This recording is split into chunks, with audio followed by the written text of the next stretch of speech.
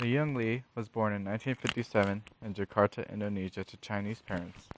Him and his family fled the country to escape anti-Chinese sentiment. Lee Young Lee suffered from the fact that he was living in a world of dislike, as anti-Chinese sentiment discriminated against Chinese Indonesians in Indonesia. After time being on the run, Lee's father was arrested due to the Chinese sentiment, and he was placed in prison for 19 months. Lee was devastated by the fact that he didn't have his father for that amount of time.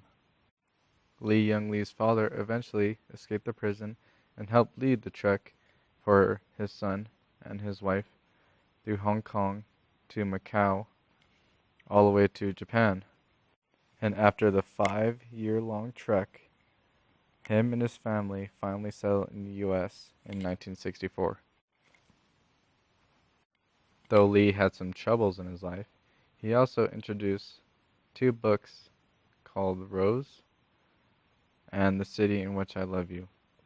Both of these books consisted of many poems by Lee Young Lee and are popular today. Next, I'm going to read the poem that I chose for you guys. It's called A Story by Lee Young Lee. It was made in 1957. Sad is a man who has asked for a story and can't come up with one. His 5-year-old son waits in his lap. Not the same story, Baba. A new one. The man rubs his chin, scratches his ear. In a room full of books and a world of stories, he can recall not one, and soon he thinks the boy will give up on his father.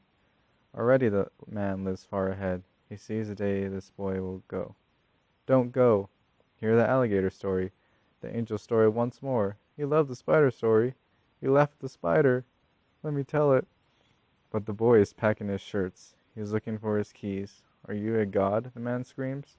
That I sit mute before you? Am I a god that I should never disappoint? But the boy is here. Please, Baba, a story.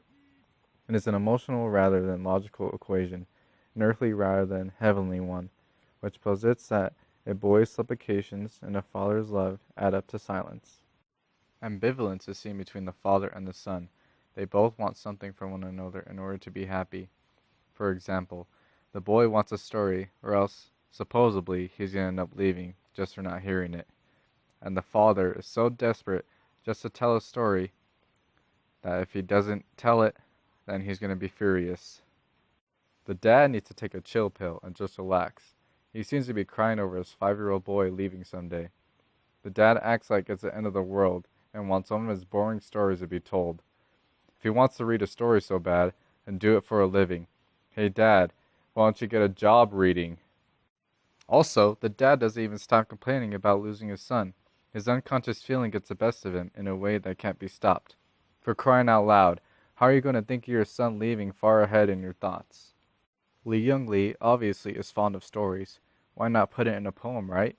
He is really aware that storytelling can possibly end the bond of father and son.